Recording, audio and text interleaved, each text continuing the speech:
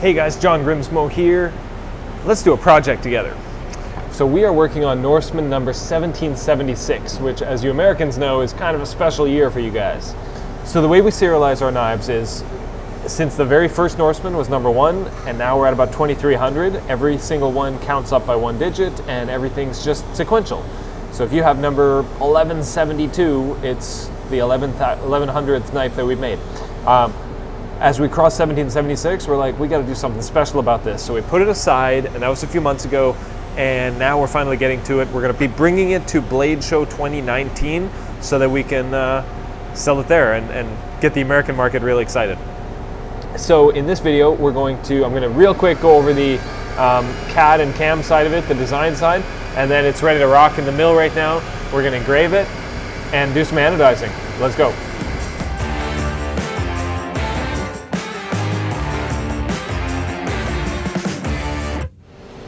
So what I wanted to do was have the 13 colonies flag, the American flag, kind of angled across the knife and make it in color. Actually have a blue background here, silver stars, and then reddish, bronze and silver stripes to basically look like a flag. And I think we can do it.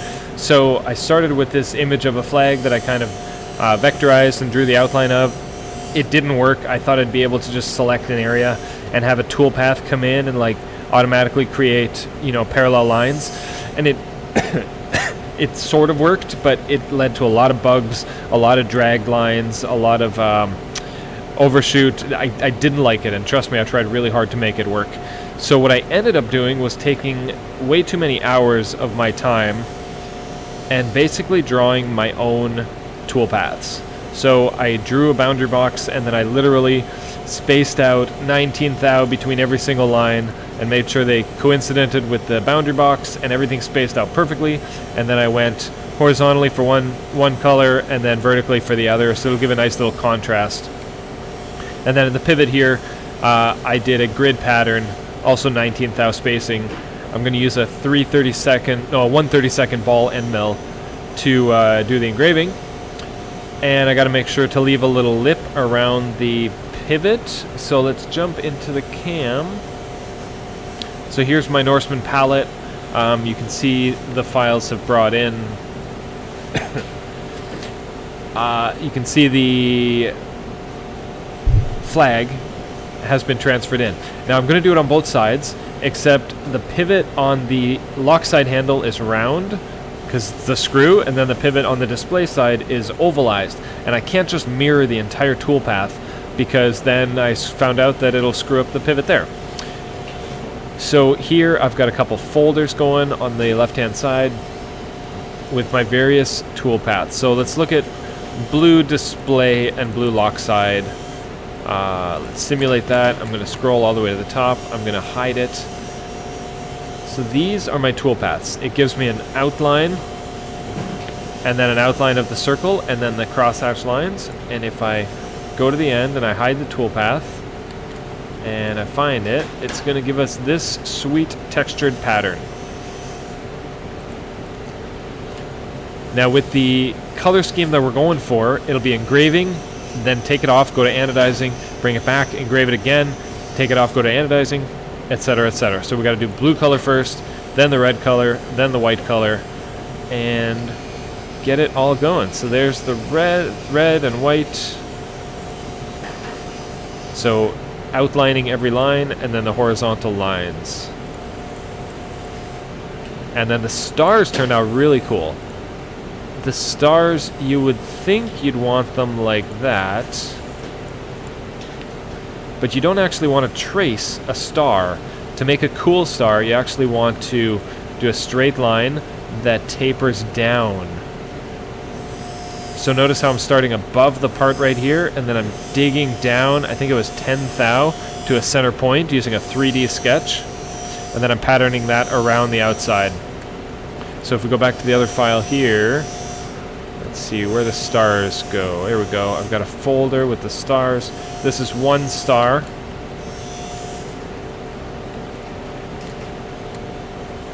So you can see the height there. And then the trace, we'll do them around in a circle. And what they do, let's simulate that guy. Look at that. So it's one line per star going deeper and deeper using this size ball end mill. It looks sweet. So if I select that entire folder and then I go up and I select some of my other tool paths, let's see here. Profile the handle. Where's my corner rounder? Corner around the handle. It's just a couple details I want to show you guys. And then if I go down here, I'll do the pivot head and the other pivot head and a couple chamfers. This should give us a good simulation. Take off transparency. It's thinking, it's thinking. There we go, there we go. All right. So notice how the display side handle has an oval pivot and the lock side has a round pivot. Everything's good. Everything looks really clean. Good clean definition between everything.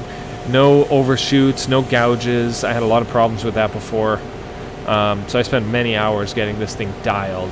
And now I'm really, really happy with it. Excited to try it out. The random color nature that Fusion does simply defines every operation. I've got it colored by operation over here. If you go by material, then it's just that kind of one solid color. You can go by tool, but it's all the same tool. But yeah, by operation works really well. So let's jump on the machine. Let's get this thing done. All right, so what we're doing is we've got some handles here. We actually made 2 sets of plain handles, anodized them both this amazing ice blue color, and then basically we made 2 sets in case one screws up, then we have a backup ready to go. But we have the other set on the machine right now, right there, ready to go. We're going to be using our tool 6, which is a 1/32 engraving tool, 1/32 2-flute ball mill basically from Lakeshore Carbide, and I've got 3. I've got 2 here and then 1 in the machine. So I want 1 for the blue color, a brand new one for the white color or the red color, and then a brand new one for the white color. And since you can't do red, we're going to substitute with bronze, and it should look really good. So I've got the code transferred on the machine. If we go to program list to the top, number 1, 1776 blue, number 2, 1776 red, and then white. So 1 by 1 by 1. We've got blue. Let's open her up. Now, if I've done my math right, this should work great. I did not do my math right. I think while I was testing this, I called everything this new engraving tool, tool 83, because it was going to be separate. When in fact I knew in my head I was going to use tool 6, like the standard engraving one we always do. So it's looking for tool 83, which doesn't exist right now. I got to change the Fusion side cam to tool 6, not 83. Or maybe I'll just hack it on the programs right now, but I'll do both. I've decided. I'm just going to change it on the control real quick.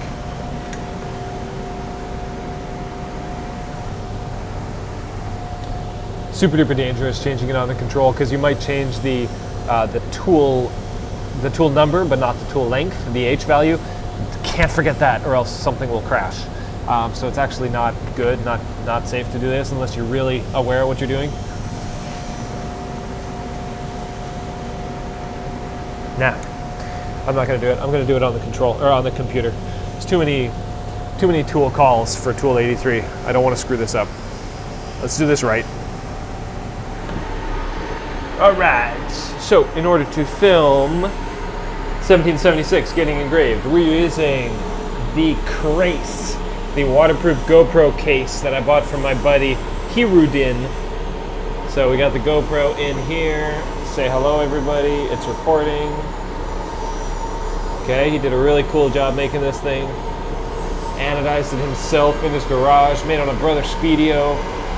All things that I like. We're just gonna throw the case on. Yeah, it's so cool.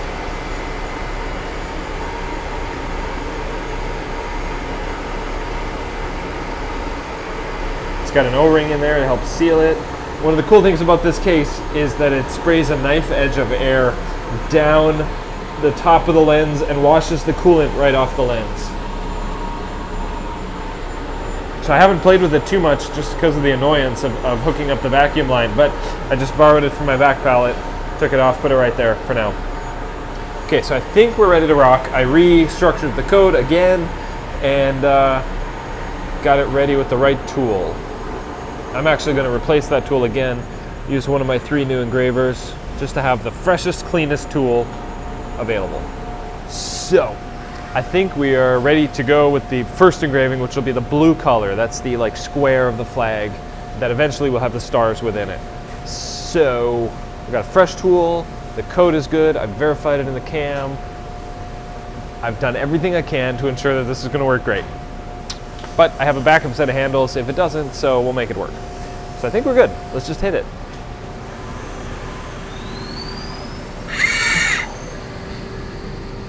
All right, it's in, it's cutting.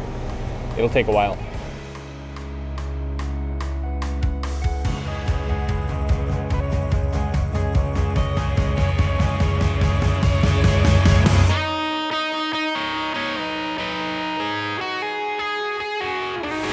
I realized like a few minutes after cutting that I forgot to turn the air blast on to that Crace GoPro case. So I had to like wait for the machine to go up, and then I could pause it, turn the coolant off, get inside, turn the valve on, and then continue again.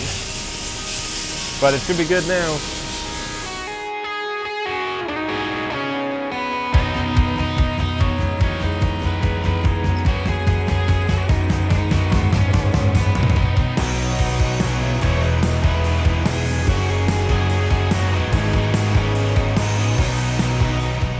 All I can tell is that it is on the second handle, the left handle being the second one. It's so hard to see through all that coolant. But I think it's going good. Ooh, 21-minute cycle time so far, just for the blue.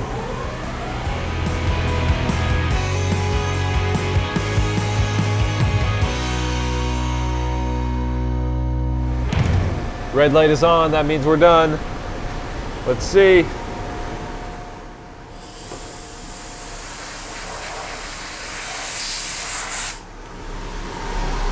Woo!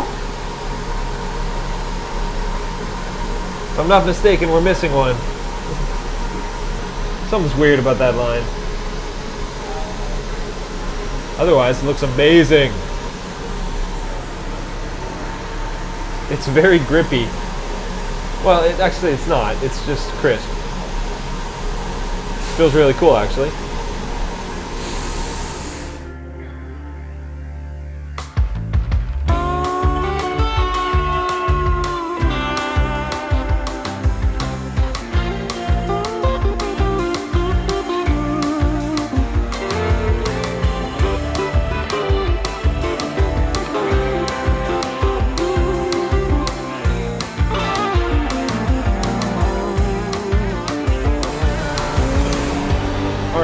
So,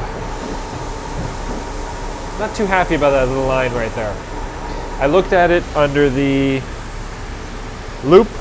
I love this thing, super cool. Under the loop, it looks perfect. It looks amazing. It looks like very, very crisp, very clean. It's just from a certain angle, you can't see it, and then from another angle, you can see it. So I think it's like a Z height variation of microns, of like almost nothing, but it becomes a visual thing. I think what I'm going to have to do is rerun that same code. Maybe it'll clean it up. Maybe run it like a tenth lower and try it again. All right, hopefully you can hear me in here. See, it looks bad and noticeable from that angle. And from that angle. But if we look from over here, it's gone. There it is. And it's gone. What the heck? See, it looks perfect. So little tiny issues like this drive me crazy. I mean, I love this DMG Mori mill. I'll give you a shot of it, in case you don't know. DMG Mori Duravertical 5100. I've had it for almost 4 years now, which means one more year and it's fully paid off. That's awesome. I love this mill. It's a workhorse. It's awesome. But when you're getting down to these like super duper fine details, I do see problems like this every now and then. It drives me crazy. It's annoying. I think I'll rerun it. It'll be good, and we'll get it dialed, because I can't fake this part. It's got to be perfect. It's got to be 100% perfect. So let's do it right. All right, what I'm gonna do is a little trick here. I'm gonna blow it off. going to take a Sharpie. I'm going to go in here and I'm going to... I don't want to cover the whole thing, but I could. What this is going to do is the tool is going to come in and cut away the Sharpie. I just want to visually make sure that that area is getting cut. So let's try it again. I've created a new code that doesn't do the first side again, it only does the second side. Should be fine. It's going to save us 15 minutes of runtime. And let's try it. I'm going to go same thing, same depth, no difference.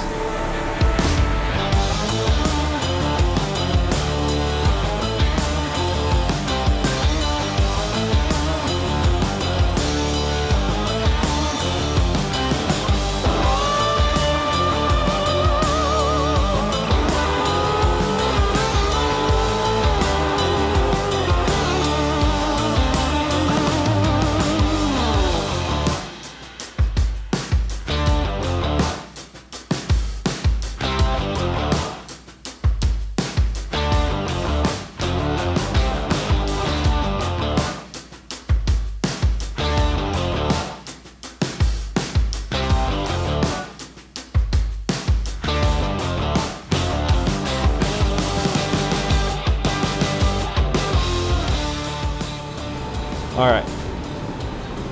Still having this stupid visual issue of that line right there. We're trying to go ever so slightly deeper every time. From this angle, you can't see it. It's not there. From this angle, it's definitely there. Look at that. That looks terrible. I looked at it under the microscope. I could not tell anything. I looked at it straight down under the microscope. I looked at it, tilted up, trying to glance the difference, and it looks perfect. I can't understand what's going on. So Angelo was thinking maybe a little chip got welded to the tool and dragged across just for the one line. Maybe. Even this one doesn't look, just the right light. You might be able to see a couple little lines. It's hard to tell, but there's a big difference between dimensional accuracy and visual accuracy. Like, your eyes pick up some crazy prismatic stuff. Anyway, our current plan, run it deeper, see what happens. Hopefully we can get through it.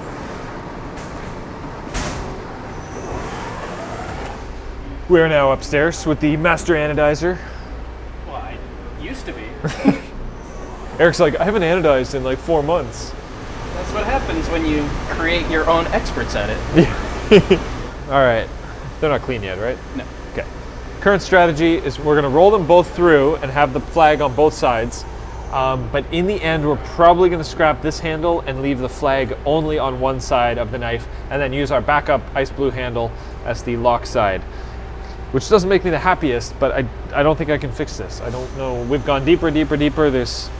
It's either the machine or the toolpath, which I've looked at the toolpath, it looks fine. I don't know. I'm done with it. I have put far too many hours into this knife already.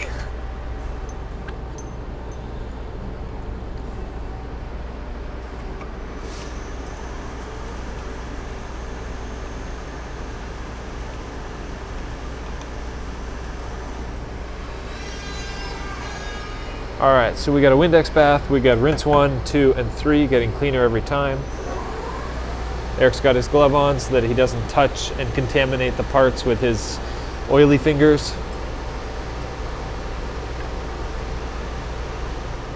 Look at that, look at the bubbles. So we're trying to not alter the ice blue, and we're trying to just make the engraved section blue. But we've noticed that ever so slightly the base color will change. So that's why we're doing it all together, like even the clip. Even though the clip shouldn't really change, but at least we want them to all change together. Oh, it looked blue, I could tell a little bit. Oh yeah. Oh yeah! What do you think? I think it looks amazing. Except even from here, I can see that line. Yeah. What the heck? Look, gone. There. Gone. There. All right, next step is to do the red/bronze flags. So we're gonna do that right now.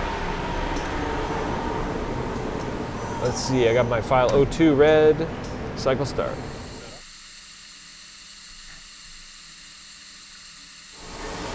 All right, just did the red stripes. They're not red yet, obviously, they're silver, but look at that, oh, looking so good. I tried something dumb. I stretched the end mill. I was going to replace the end mill for every color, which I should have done. I can tell and I can feel that the engraving is a little rough right now. And since these are not going to get tumbled or anything afterwards, it's got to be minty fresh. So I'm going to replace the end mill, recut that, sharpie it to make sure it actually cuts again. Maybe I'll go a little hair deeper. And then, yeah, redo that again. 22 minutes to do the red stripes. Next step, make it red. But since red is impossible, we'll go for some sort of bronze like this guy.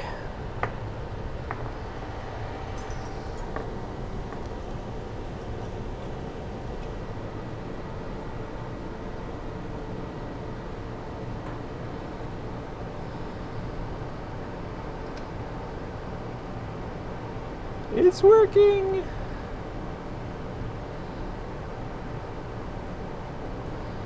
You try and shake those bubbles off? A little bit. That's a lot. Do the bubbles actually cause a problem? They can, right? I don't think so. But I think just moving it around like that helps make sure the amperage all gets through the part. It looks pretty red to me. Yes. What's up, guys? I have figured out the fix, but I didn't figure it out. My friend Brad Southard figured it out. I'm sitting here on my computer, frustrated. He texts me some random question, and I'm like, this problem, it's so stupid. I send him a picture, and back and forth, back and forth, back and forth. Is it this, is it this? No. Eventually, he's like, is it cutting in the other direction? Is it, like, normally I chose all my toolpaths very specifically to go, let's say, left to right, lift, left to right, lift, left to right. And he asked if one of them happened to be going the other direction. So check this out.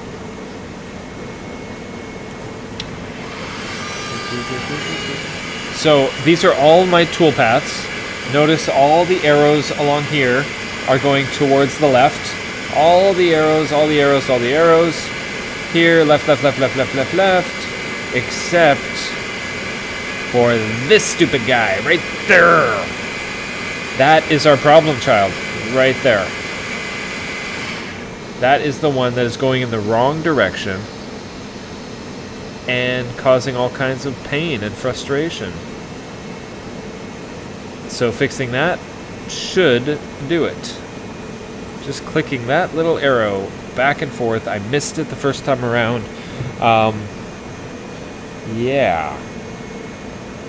I think that'll do it. So the problem is, the mill's going right now. The handles are almost completely done. Like, when this cycle's done, they'll be done. So I think what I'm going to have to do is recut them all over again. Bring it down just a hair, like half a thou, 5/10 thousandths of an inch. That should cut through all the color again. And get rid of this problem. Bummer, but problem solved, and it just takes another 2 hours of machining to get this figured out, but I think that's worth doing, so I'm gonna go ahead and do that. Not tonight because it's super late and I need to go home to my family, but super soon, maybe tomorrow. Otherwise, they look amazing, and now that I have a fix, I'm super happy. Thank you so much, Brad. You're a lifesaver. I really appreciate your friendship and everything. You're awesome. Everybody go check out Brad Southard, Southard Knives, southardknives.com. We're good buds. I'm going to see you, Brad, in a couple weeks at Blade Show. Okay, I looked. So we missed my reaction, but Eric hasn't looked yet. Look. Hot damn! Oh, that does look really good. That looks epic. Haha. Thoughts? Odds are a lot of people are going to want that. All right, you guys, this turned out epic. But as I showed you in the screen capture, I've got to redo it because of that one silly little line right there. That's okay. I know exactly how to do it. I can even save this set of handles, cut it again deeper, redo it, call it good. It will be good. It will be absolutely good. I am just out of engraving end mills, so I need to wait for more to come in. A couple days later, I'll tackle these again and get them going. But damn, look at that. That looks so good. Love it. Very, very happy. Very happy with this. Now to do it all over again properly. Back again on 1776, recutting the whole thing.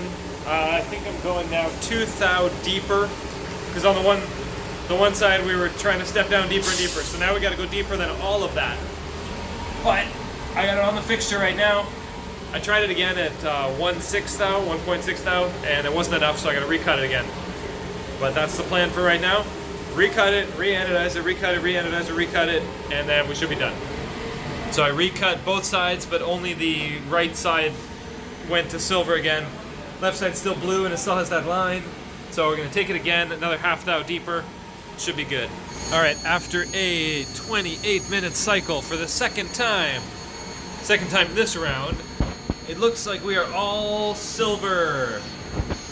Looks really good. All we're looking for is silver where the blue was. Looks really good. The scars will go deeper next time. And then we're gonna make that blue and then do all the other ones later. Check this out. So we re-anodized it. Blue, obviously the silver and the red, aka bronze, also went blue because blue is a higher color on the spectrum. So basically everything went blue, which is kind of sweet, except for the ice blue, which is a higher color. That's really cool. So now we just have to recut the red flags, re-anodize, and then cut all the silver. Oh, that looks so cool.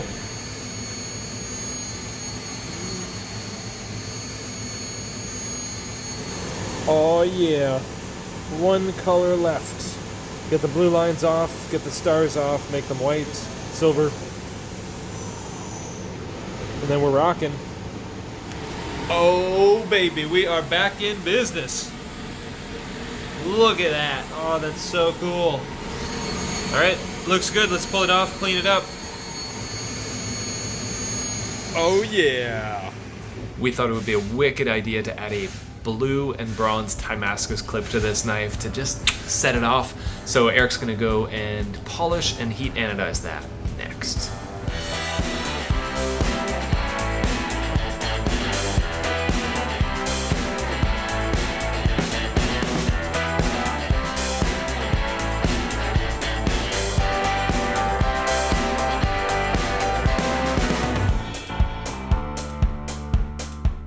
Yeah, I was just gonna say that you have to make sure to completely and perfectly dry it off. Otherwise you're gonna get like spots and weird stuff.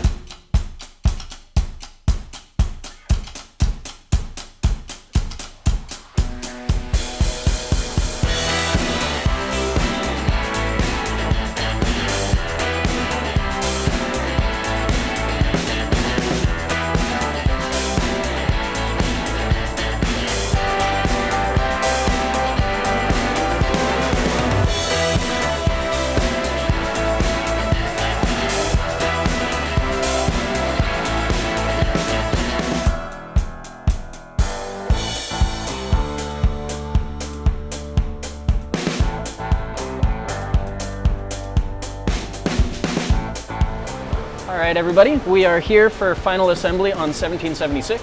It's been a long time coming. As you might have seen earlier, we already had to cut and recut and anodize and re-anodize this knife twice. with all stages of anodizing because of some little mistakes in the pattern and stuff like that. But now these are perfect.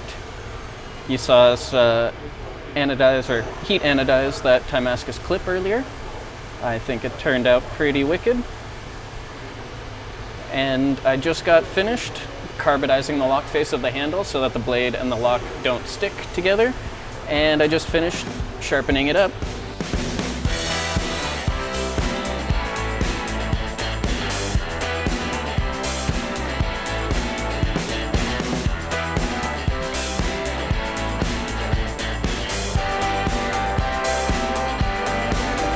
So I just finished sharpening up the blade, and now just going to do final assembly on this bad boy, and we will be done. We'll be taking it to Blade Show 2019 this year, and it'll actually be auctioned off at the show.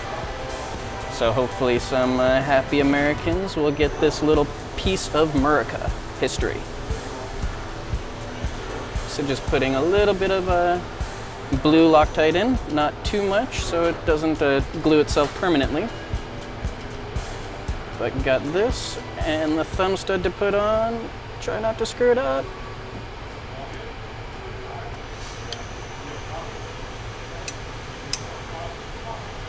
Good. Ah, no! It's gone forever! It'll be the first time. Yeah, there's kind of a graveyard of screws and stuff under this table. Final step. And the Freedom Knife is done. Hell yeah, brother. God, that's sick. And final little touch I forgot about was I went through and polished the spine on this blade. It is just an RWL blade, not Damasteel or anything, so I figured spice it up just a little bit extra and do something we don't normally do. And it turned out pretty wicked. Thanks for watching, like, subscribe, and yeah, give somebody a high five today.